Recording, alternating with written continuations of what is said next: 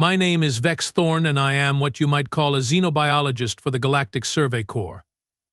Though, to be perfectly honest, that title sounds far more impressive than the reality. Most days, I catalog the eating habits of space slugs and file reports about which planets have the most breathable atmosphere. It's thrilling stuff, really. But today? Today I get to tell you about the most spectacular intelligence failure in the history of our galaxy. A failure so monumentally stupid that it makes the great Zorbation miscalculation of 2847 look like a minor arithmetic error. It all started when we first encountered the humans. Now, let me paint you a picture of what we expected when we approached their little blue-green marble of a planet. Our scouts had been watching them for approximately 50 of their years. 50 years. Do you know what we observed during that time? Peace treaties, environmental protection movements, charity organizations, medical aid programs. Oh, how adorable, we thought. How utterly, devastatingly adorable.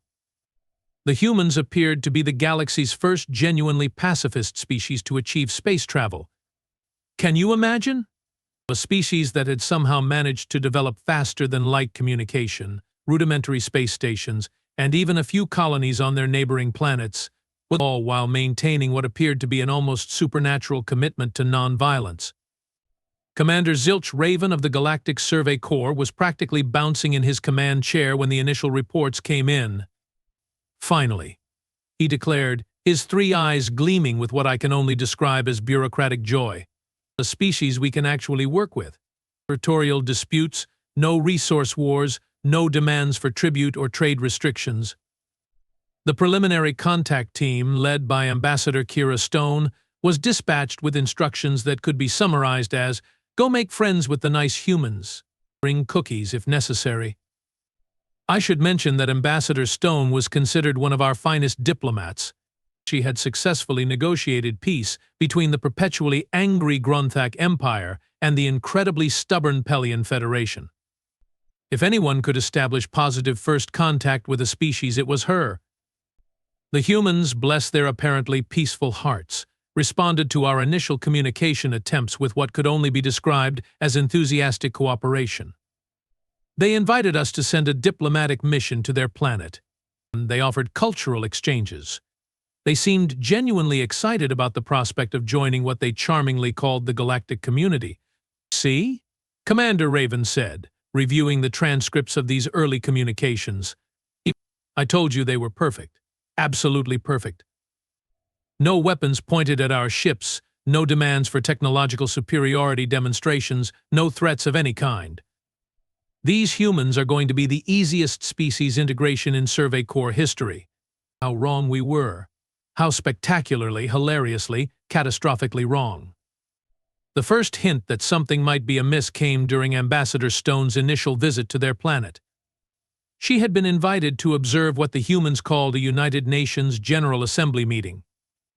Apparently, this was where representatives from all their various nation-states gathered to discuss important matters. Stone's report was puzzling.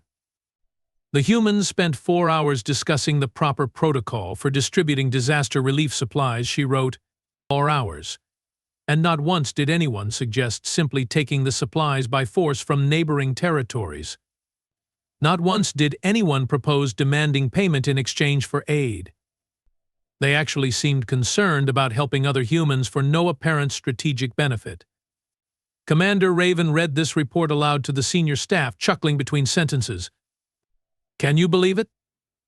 They actually care about helping each other. No wonder they have never developed proper military technology.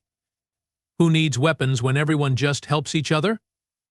The second hint came when Stone was given a tour of what the humans called their historical museums.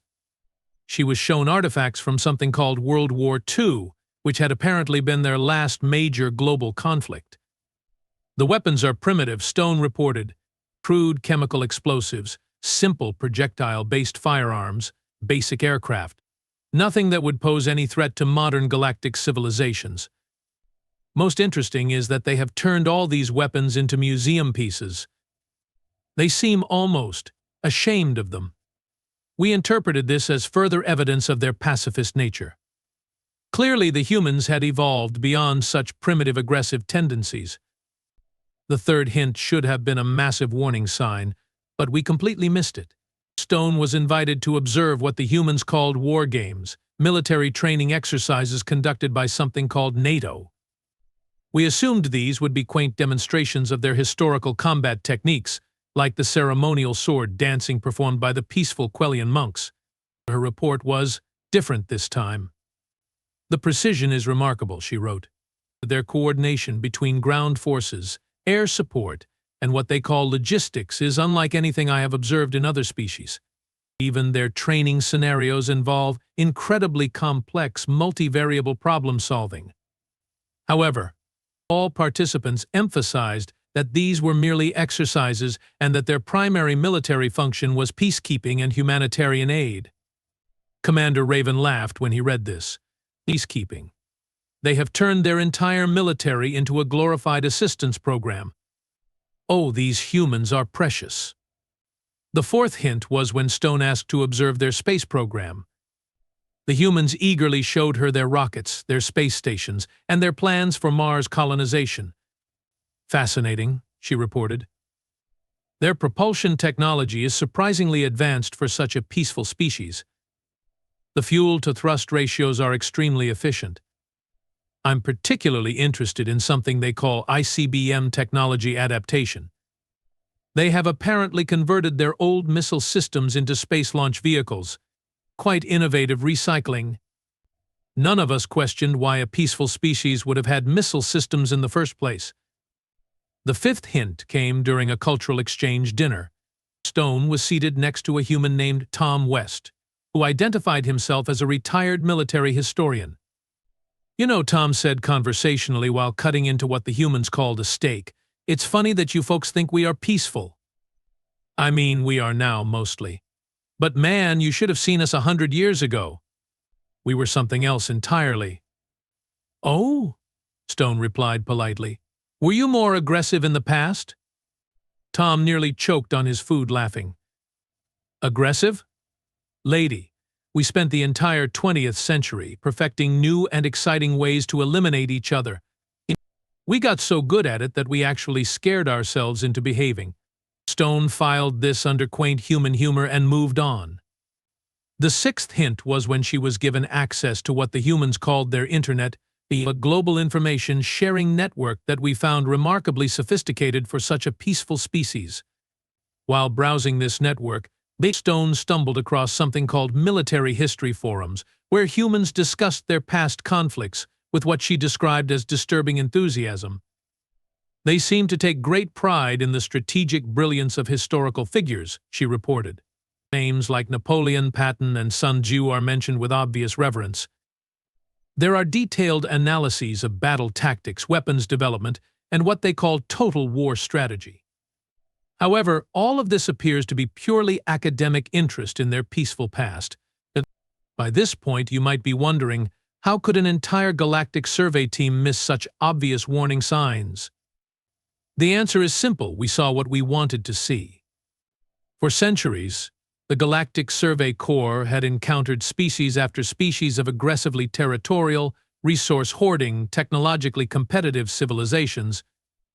Every first contact had involved careful negotiations, defensive positioning, and usually at least one incident involving someone pointing weapons at someone else. The humans were different. They offered friendship without conditions. They shared information freely. They seemed genuinely interested in peaceful cooperation. We assumed this meant they were harmless. The seventh hint should have woken us up, but it didn't.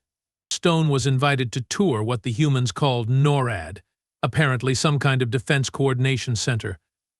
The humans explained that it was primarily used for tracking space debris and monitoring weather patterns. "The facility is carved directly into a mountain," Stone reported. "The construction is remarkably robust, clearly designed to withstand significant external pressure. The monitoring equipment is surprisingly sophisticated, capable of tracking objects as small as 10 centimeters anywhere in near-Earth space. However, The humans assured me it's all for peaceful purposes, like protecting their satellites from asteroid impacts. But none of us questioned why they needed to track 10-centimeter objects if they were only worried about asteroid impacts. The eighth hint came when Stone attended something called a NASA briefing about their Mars colonization program. Their logistics planning is extraordinary, she reported.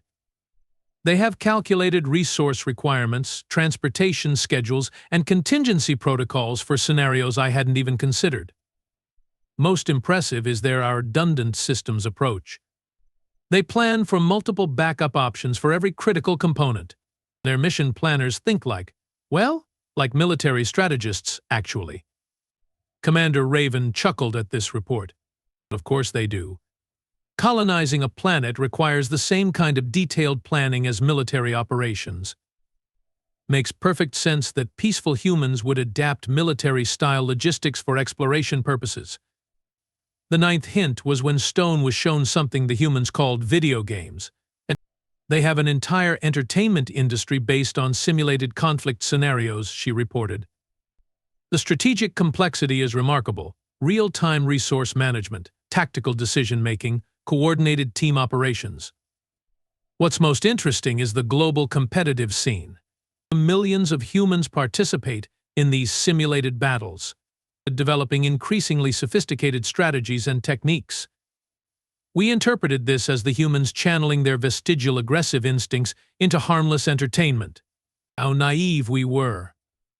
The 10th hint was when Stone asked about their planetary defense systems. Defense systems? Asked Dr. Emma Cross, the human scientist assigned as Stone's liaison. Oh, you mean our asteroid detection network? Yeah, we have got pretty good coverage. After that close call with Apophis back in 2029, we really ramped up our early warning capabilities. Impressive, Stone replied. What would you do if you detected an incoming asteroid? Dr. Cross shrugged. Depends on the size and trajectory. Small ones, we'd just evacuate the impact zone. Bigger ones, well, we have got some options. Nuclear deflection, gravity tractors, kinetic impactors. We have actually run quite a few simulations. Stone filed this under responsible planetary stewardship and didn't think to ask what a kinetic impactor was. The final hint before everything changed was when Stone attended what the humans called a university graduation ceremony. She was particularly interested in meeting graduates from their engineering and physics programs. But the breadth of knowledge is astounding, she reported. These young humans have studied everything from quantum mechanics to biochemistry to materials science. When I asked what they planned to do with their education, they mentioned things like medical research, environmental protection, and space exploration. Such noble goals for such a peaceful species. What Stone didn't realize was that every single technology they mentioned, quantum mechanics, biochemistry, materials science, had obvious military applications that humans simply didn't feel the need to mention. And then came the day that changed everything. Commander Raven had decided that the humans were ready for full galactic integration. A formal ceremony was planned where they would be officially welcomed into the Galactic Federation as a peaceful member species. A designation that came with certain protections, but also certain limitations on military technology access. The ceremony was to be held in orbit around Earth, aboard the Survey Corps' flagship Harmony's Dawn. Representatives from 17 different galactic civilizations were invited to witness this historic moment. Ambassador Stone was selected to present the humans with their official Peaceful Species Charter, a document that would guarantee their protection under galactic law, while also ensuring they would never pose a threat to established galactic powers. The human delegation arrived exactly on schedule. They came aboard a ship they called Starbound Unity, a gleaming vessel that looked appropriately peaceful with its curved lines and non-threatening design. The human delegation was led by someone called Secretary General Lisa Moon of the United Nations, along with several other officials whose titles all sounded reassuringly bureaucratic: Director of Space Operations, Minister of International Relations, Chief Science Advisor. The ceremony began smoothly. Commander Raven gave a speech about humanity joining the great galactic family. Secretary General Moon responded with gracious remarks about peaceful cooperation and mutual understanding. And then came the moment that should have been a simple formality, the presentation of the Peaceful Species Charter. Commander Raven stepped forward with the ceremonial document. On behalf of the Galactic Federation, he announced, "I hereby welcome humanity as a peaceful member species, with all the protections and responsibilities that designation entails." Secretary General Moon accepted the document with a polite smile. She read through it carefully, more carefully than most species bothered to do during these ceremonies. Then she looked up with an expression that I can only describe as amused. "This is very generous," she said slowly, "but I think there might be some misunderstanding about our classification." Commander Raven blinked his 3 eyes in confusion. "Misunderstanding? But surely you qualify for peaceful species status. Our observations clearly indicate." "Oh," Secretary General Moon interrupted gently, "I think your observations might have been limited to a very specific time period." The silence in the ceremonial chamber was absolute. "I'm sorry?" Commander Raven said. Secretary General Moon handed the charter back to him. "We appreciate the offer, Commander, but we can't accept peaceful species designation. It wouldn't be accurate." That was the moment everything changed. That was the moment we realized we had made the most catastrophic intelligence failure in galactic history. Because Secretary General Moon's next words were, "Perhaps we should discuss our actual classification. I believe the term you are looking for is apex predator species." And that, my friends, is where this story really begins. The silence that followed Secretary General Moon's words stretched on for what felt like several geological epochs. I watched Commander Raven's 3 eyes blink in sequence, a sure sign that his brain was struggling to process information that didn't fit his established worldview. "Apex predator species," he repeated slowly, as if saying the words more carefully might make them mean something different. Secretary General Moon nodded pleasantly. "Yes, that would be the appropriate classification. Though I understand why you might have missed it. We have been in what you might call a peaceful phase for the last few decades." Director of Space Operations Jake Rivers stepped forward. He was a lean human with what I was beginning to recognize as a distinctly predatory smile. "Think of it like this, Commander. You know how some species hibernate? Well, we have been in something like diplomatic hibernation, but we are waking up now." The representatives from 17 different galactic civilizations exchanged nervous glances. The Pelian Federation ambassador's tentacles were twitching, always a bad sign. The Grunthak Empire delegate had gone completely silent, which for a Grunthak was practically a medical emergency. "But our observations," Ambassador Stone protested weakly. 50 years of peaceful behavior, charity organizations, environmental protection. "Oh, all of that was real," Secretary General Moon assured her. "We really are environmentalists. We really do believe in helping each other.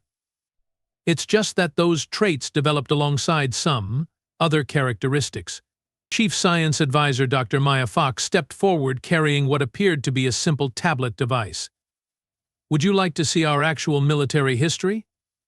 We brought some visual aids." Before anyone could object, Dr. Fox activated the tablet.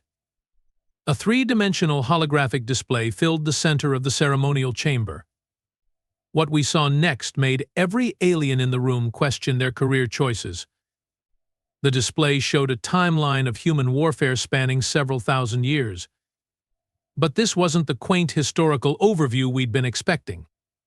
This was a comprehensive analysis of strategic evolution, technological advancement, and what humans apparently called the art of warfare. "Let's start with something recent," Dr. Fox said cheerfully.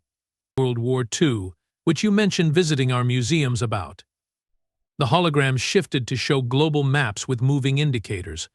Numbers and statistics cascaded alongside the visual display. 56 nations involved in active combat, Dr. Fox narrated. Over 70 million casualties. Industrial production converted to military manufacturing at unprecedented scales.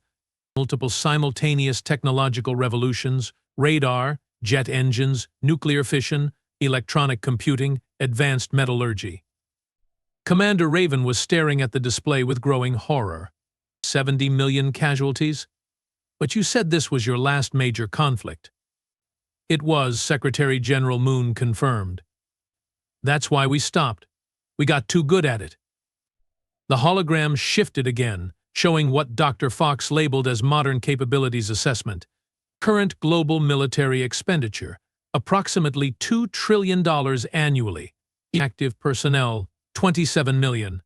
Reserve personnel, 68 million. Nuclear warheads, 13,000. Delivery systems, intercontinental ballistic missiles, submarine-launched ballistic missiles, strategic bombers, hypersonic glide vehicles. The numbers kept climbing. Conventional weapons, cyber warfare capabilities, satellite networks, something called Space Force operations. Ambassador Stone's voice came out as barely a whisper. But you told me those missiles had been converted to peaceful space launches. Some of them were, Director Rivers confirmed. The others are still missiles. The holographic display continued its ruthless catalog of human military capabilities, advanced fighter aircraft capable of supersonic flight, naval vessels carrying enough firepower to level cities, ground forces equipped with precision-guided munitions and real-time battlefield coordination systems. But what really caught our attention was something Dr. Fox called civilian dual-use technologies, GPS navigation systems, she explained as the hologram highlighted global satellite networks, originally developed for missile guidance, now used for everything from food delivery to scientific research. Internet communications. Originally developed for maintaining command structures during nuclear war, now used for cat videos and social media. Commercial aviation. Obviously based on military aircraft development. Medical trauma treatment. Advanced significantly due to battlefield medicine requirements. Materials science. Carbon fiber, advanced polymers, titanium alloys, all originally developed for military applications. The pattern was becoming horrifyingly clear. Nearly every aspect of human civilization that we had admired for its peaceful applications had originated from military research. Wait, interrupted the Pelian Federation ambassador, his tentacles now flailing wildly. If you possess such capabilities, why have you been behaving peacefully? Secretary General Moon exchanged glances with her colleagues. Well, that's an interesting question. Jake, would you like to field this one? Director Rivers stepped forward with that predatory smile again. Simple answer. We learned that peace is more profitable than war. Profitable? Commander Raven asked weakly. Absolutely. War is expensive. It destroys infrastructure, disrupts trade, wastes resources. Peace allows for sustained economic growth, technological development, and resource accumulation. Rivers gestured toward the holographic display. Everything you see here? We built it during peacetime. Imagine what we could build if we actually felt threatened. Dr. Fox added helpfully, our current military spending represents approximately 3% of global economic output. During major conflicts, that figure has historically reached 40% or higher. I watched Commander Raven attempt to do the mathematics in his head. If humans could build this level of military capability while spending only 3% of their resources on warfare, what could they accomplish with 40%? The answer was terrifying. But surely, Ambassador Stone said desperately, your peaceful nature would prevent you from using such capabilities aggressively? Secretary General Moon tilted her head thoughtfully. Define aggressively. Well, unprovoked attacks, territorial expansion, resource appropriation. Oh, we don't do unprovoked attacks, Director Rivers assured her. We are very good at provocation recognition, though. We have had a lot of practice. Chief Science Advisor Dr. Fox manipulated her tablet again. The holographic display shifted to show what she called conflict resolution scenarios. Standard human approach to territorial disputes, she began. First, diplomatic negotiation. Usually works about 60% of the time. Second, economic pressure. Trade restrictions, resource limitations, financial sanctions. It works another 20% of the time. Third, demonstration of capability. Military exercises, technology displays, strategic positioning. Works about 15% of the time. Fourth, Dr. Fox paused, her smile becoming distinctly predatory. Well, the remaining 5% gets resolved very quickly. The hologram showed a series of what Dr. Fox called rapid conflict resolution examples. The speed and efficiency were remarkable. Average duration of human military conflicts over the past century, she continued. 6 weeks. Average casualty ratio when humans are involved, 20-1 in our favor. Average post-conflict recovery time for human infrastructure, 2 years. Average recovery time for opponents, 15 years. Commander Raven was now visibly trembling. But you seemed so interested in peaceful galactic integration. Oh, we are, Secretary General Moon assured him brightly. Peace is wonderful. We highly recommend it. In fact, we insist on it. You insist on it? Director Rivers stepped forward again. Commander, let me explain how human diplomacy works. We prefer peaceful solutions to problems. We really do. But when someone threatens our interests, our allies, or our civilians, we become very motivated to find creative solutions. Creative solutions? Well, for example, Dr. Fox said, manipulating her tablet again, let's say a hostile alien species decided to attack one of our colonies. Our first response would be diplomatic contact to resolve the misunderstanding. The holographic display showed a flowchart of human response protocols. If diplomacy fails, we implement economic countermeasures, trade restrictions, resource denial, that sort of thing. If economic pressure fails, we demonstrate capability. Military exercises near the threat, technology displays, strategic positioning. And if that fails? Commander Raven asked, though he clearly dreaded the answer. Dr. Fox's smile was genuinely frightening. Then we get creative. The holographic display showed something labeled Theoretical Hostile Species Response Protocols. I wish I could say the details were reassuring. They were not. Scenario 1. Hostile species attacks human colony. Human response, immediate evacuation of civilians, followed by precision strikes on hostile military assets. Estimated duration, 72 hours. Scenario 2. Hostile species invades human territory. Human response, coordinated defense, followed by counter-invasion. Estimated duration, 3 weeks. Scenario 3. Hostile species threatens Earth. Human response. Dr. Fox paused dramatically. Total warfare protocols. Estimated duration however long it takes. Total warfare protocols. Ambassador Stone whispered. Complete industrial conversion to military production. Full mobilization of all human resources. Deployment of strategic deterrent systems. Implementation of scorched earth policies in contested territories. Dr. Fox's voice was completely matter-of-fact. Standard procedure for existential threats. Secretary General Moon stepped forward again. But here's the thing, Commander. We really don't want to do any of that. War is messy, expensive, and interferes with more interesting projects like space exploration and scientific research. So we have developed what you might call a peace through strength philosophy, Director Rivers added. We maintain sufficient capability to discourage aggression, while focusing our primary efforts on peaceful development. It's worked quite well so far, Dr. Fox concluded. No major conflicts for several decades, steady technological advancement, expanding colonial presence throughout our local stellar region. Commander Raven looked around the chamber desperately, as if hoping someone would tell him this was all an elaborate joke. Unfortunately for him, the expressions on the faces of the other galactic representatives suggested they were taking this revelation very seriously indeed. The Gronthak Empire delegate finally spoke up. What are your intentions regarding galactic expansion?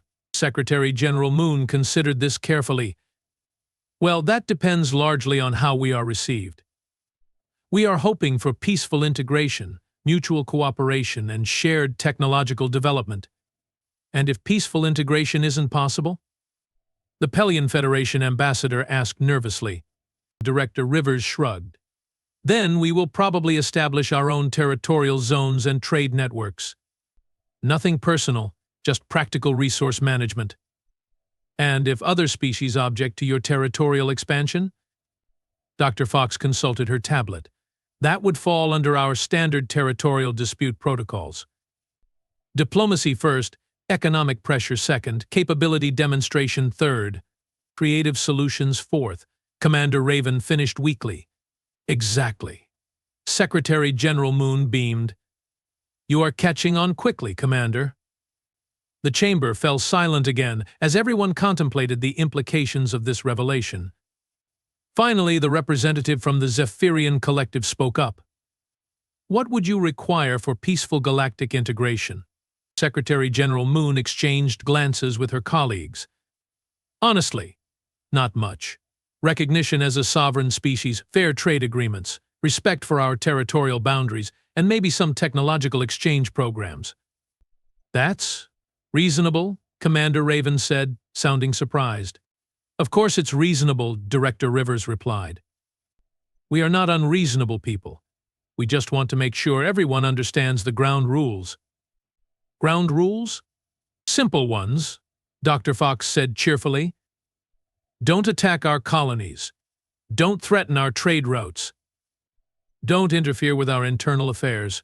Follow basic galactic law. Be nice to our diplomats. And if someone breaks these rules?